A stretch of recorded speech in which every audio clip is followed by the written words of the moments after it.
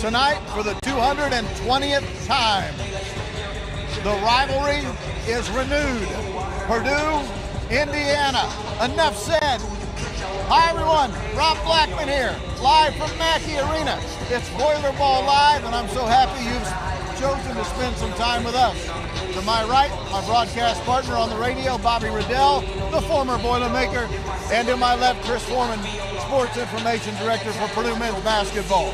Purdue, Indiana. Enough said. Good night, everybody. Oh.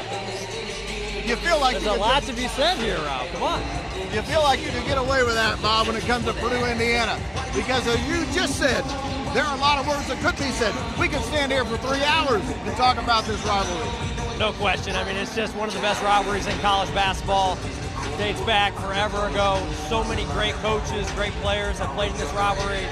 It's just one that the fans from both sides relish each year. I love that it's a protected rivalry in the Big Ten. We get this game twice a year in Bloomington and in Mackey. And now, for the first time in a couple of years, we get the first game here in Mackey, which is going to be nice to get a crack at these guys here at Mackey Arena. But, I'm super pumped up. The game just gets me so excited. I love seeing all the videos of all the former players and the matchups, and you can't wait for us to tip off tonight. I know I ask you this every year, but I'll ask again. As a player, your record against Indiana was? Unfortunately, a losing record, but we, let's see, my freshman year we went 0-2, but we got last in the Big Ten, so that's understandable. My sophomore year, we went 1-1. Junior year, we only played them once in Assembly Hall, went 0-1, and my senior year, we only played them once here in Mackey, and we went 1-0. So was that 2-5? 2-4. And first of all, what terrible scheduling by the Big Ten to have these two teams only play once back then. As you said, now this is a protected rivalry. So Purdue and IU play home and home every year. I love the fact that it's a protected rivalry. You got Michigan, Michigan State, they're protected. All the best rivalries in the conference are protected now, which is the way it should be. For my senior year, we only get to play them once at home. We didn't get to play them in Assembly Hall, and we had a really good team. Their team wasn't as good. It would have been nice if we would try to go down there and get a win. But you would like for both teams to be good. The rivalry's better when both teams are good. Unfortunately, over the last 20, 25 years, it doesn't feel like there's been too many years where both teams are at their peak, which has been unfortunate, I think, from a rivalry standpoint. But certainly from a Purdue standpoint, selfishly, we've enjoyed being on top here these last decade or so. Well, here are the hard numbers. Purdue has won 15 of the last 19 matchups. However, in the last 6, as you know, Chris, it's 3-3. Been pretty evenly matched. Yeah, and then Indiana a couple years ago came in here, and Jalen Hood-Schifino kind of put on a clinic for the Hoosiers in handing the Boilermakers a defeat for the first time at home in a long time against Indiana. So as you know, players rise up in this game. We've had a lot of great efforts from maybe unknown players. I can remember my first year here, Sterling Carter averaged about 4 points a game, had about 20 in a win here in my first game here in Mackey against Indiana. There's been another bunch of moments. Bryson Scott had a heck of a game against Scott, kind of out of nowhere the next year. So a lot of key players make a lot of key plays, and the key for Purdue is that you want your stars tonight to really shine the brightest, and I think they will. Well, let's talk about one of those stars, Braden Smith, continuing to work his way up the career assist chart. Chris already knows this, but I'll have him help relay this to you, our great fans. He has a chance, before the night is over, to move up into 15th place or better, 15th or better, career assist in the history of the Big Ten, and we're only 21 games into his junior season. Pretty remarkable. He is definitely on pace for, if he comes back next year, when he comes back next year, I should say, that he will set the school record or set the Big Ten record for assists by a player. He's on pace actually to set the NCAA record if he continues the pace that he's at now. So again, like we were doing this last year with Zach Edey with the numbers that he put up. Right. We're doing it this year with Braden Smith. I think he's a candidate.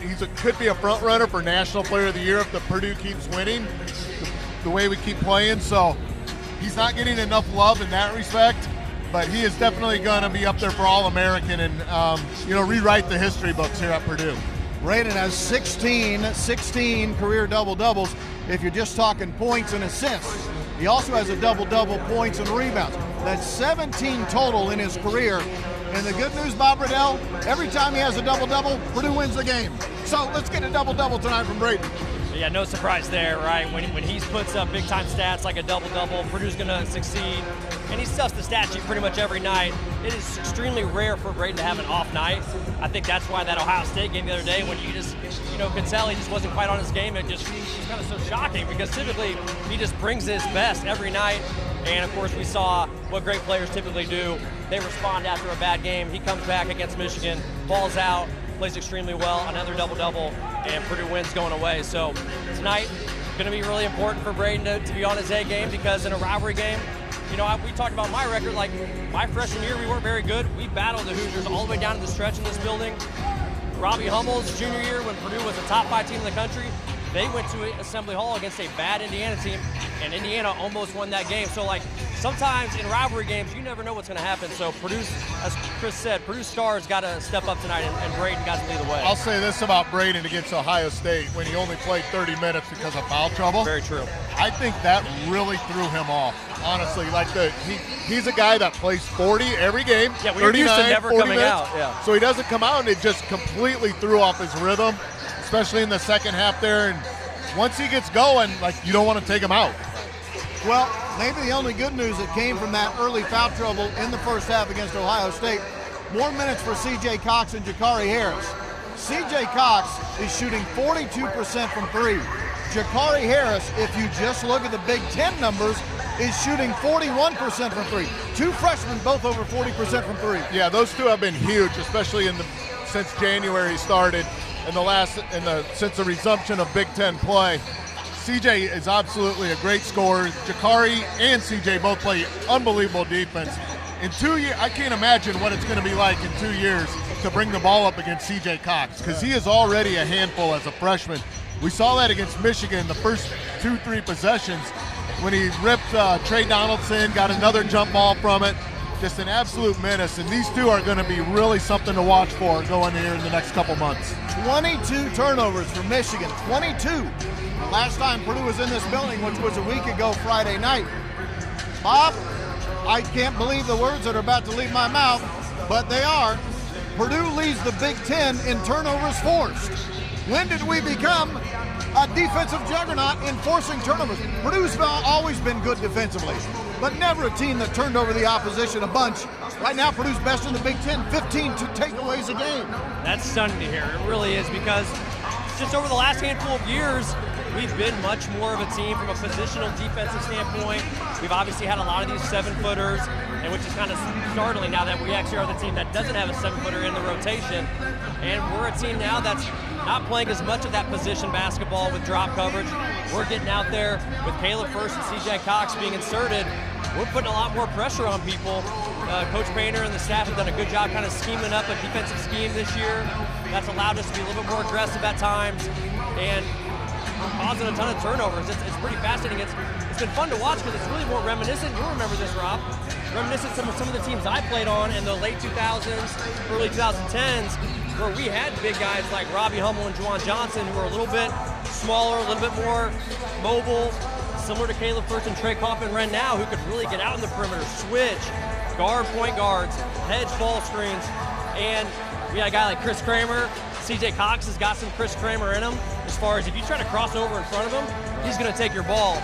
And it's been really fun to watch us get out there and create turnovers. It's a little bit similar to the style we play. I'll add this too. I think the coaching staff, particularly Terry Johnson and Paul Lusk, have done an unbelievable job on their scouts. Yep. And the guys have been tuned in. The attention to detail that they have instituted in this defense has been remarkable since the start of the year. Think about this. Before January 1st, we were about 75th in the country in defensive efficiency.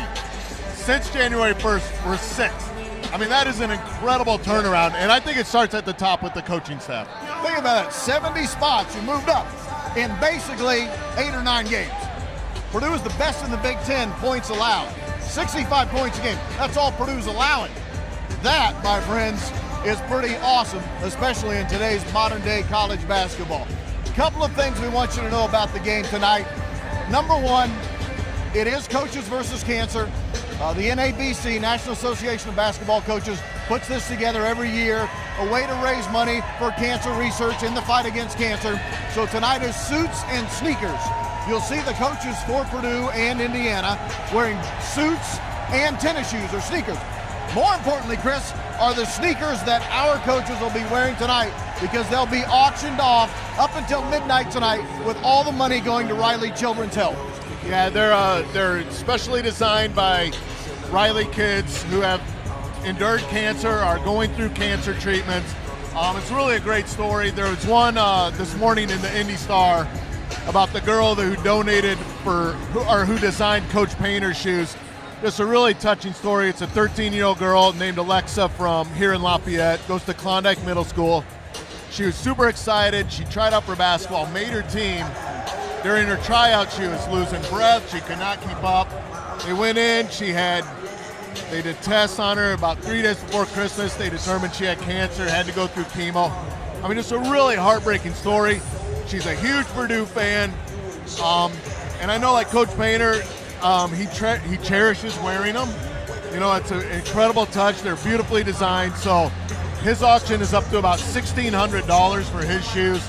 Total, the 6 coaches right now is about $3,500, $4,000. So those donations go to Riley kids, and it's just an unbelievable cause that our coaches have been a part of. If you want to donate, again, you have until midnight tonight.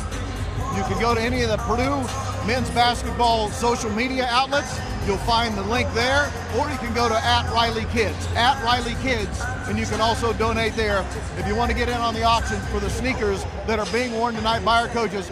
And by the way, I know what you're thinking. Do I really want an old pair of stinky sneakers? They'll clean them up for you before they get shipped to your house, okay? Well, they're only wearing them 2 games inside. Right. It's not like they're out mowing the lawn or shoveling snow in them. So. They'll be fine. They'll be fine. Okay, Bob Riddell, here we go. You have played in this game. You have been a part of this game, both as a coach and as a player, and I guess as a broadcaster too. Is there any other game on the schedule that even comes close to matching the intensity that we will see tonight between these two teams? There really isn't. There's no doubt about it. This game is the one that's circled on the calendar by both teams at the start of the year. The juice in the building, the juice from the fans, there's nothing that eclipses what you get in the Purdue-IU rivalry. I think from a pregame standpoint, as a player, the butterflies are always at the top, at its peak when you're talking about Purdue-IU. So I really enjoyed it. You know, I grew up with this rivalry, so I always really look forward to this game. And you know, as a broadcaster, it's definitely my favorite game to call as well. Final note, of all the big things that come with winning this game, and there are a lot, maybe none bigger than if you win tonight, if you're Purdue, if you're Indiana, if you win tonight, you have 10th place all-time victories in the history of NCAA college basketball to yourself. As crazy as this statistic is going to sound, it is true. Both Purdue and Indiana, in the history of their programs, have 1,945 wins. Both have the exact same amount of wins in the history of the two schools. That right now is a tie for 10th place in the history of college basketball. The winner tonight, Chris, gets 10th place all to themselves, at least for a few days. Yeah, think about this rivalry and how close it is. Purdue has 127-92 series advantage, but throughout the NCAA history to have the same amount of wins entering this game, it's pretty wild to think about. It is wild, and the winner will have that to put in their resume when the game is over tonight. All right, here's what you need to know. If you'll be listening on the radio network, Bob and I will hit the airways at 7 o'clock with the pregame show, 8:05 for the tip-off tonight. Indiana and Purdue, the 220th meeting between these two rivals. We hope you can join us with a broadcast, certainly on the radio. If you'd like to see Robbie Hummel, the former Boilermaker, you can watch him on television tonight as Fox will have the game telecasting on the television. Also, one final note. I don't want to close it out before I finish up with this. There are a ton of Boilermakers, former Boilers in the house tonight. Already today at shoot-around, we saw Lewis Jackson, we saw Isaac Haas, right? Yeah, we've seen a few. I'm sure Ryan Klein's probably going to be here tonight. I'm sure I've heard AJ Hammonds is actually going to be here tonight. So from what I've heard, there's going to be about 10 to 12 former Boilers in the crowd tonight. All right, very good. I still remember AJ Hammonds had a great game as a freshman right here against Indiana. Unfortunately, he was the only guy on our team that had a great game that day, as that was the worst loss ever in Purdue history when the Hoosiers got us. But that was a long time ago. We'll try to get them tonight here for you, fans, at sold-out Mackey Arena, the 85th straight sellout here at Mackey. For Bob Riddell, for Chris Forman, I'm Rob Blackman. Thanks for joining us. Have a great rest of your weekend. Boiler up and hammer down, and hail Purdue. This rivalry, Purdue-IU, it's so much more than a game. As all of America knows, the state religion here in Indiana is basketball.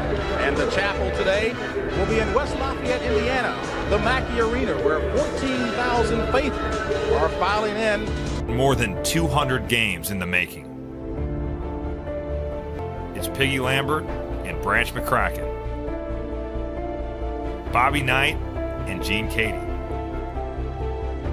It's Rick Mount dropping 41. Chad Austin beating buzzers. Austin to win it, yes! And John Octius baptizing the masses. John Octius baptizing the masses! It's the battle to be the best basketball team in the country's best basketball state. Hey, this game is not for the weak! But when you get down to it, this rivalry isn't about facts. It's about a feeling. It's about running out of that tunnel with 15,000 maniacs screaming louder than they ever have.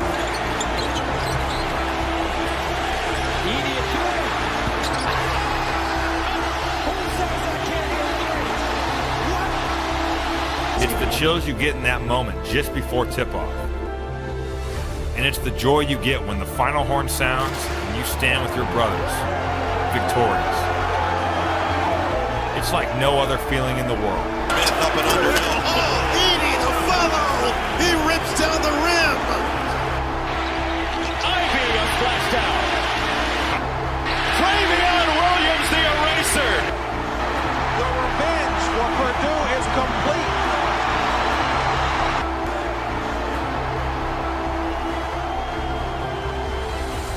It's Purdue and Indiana.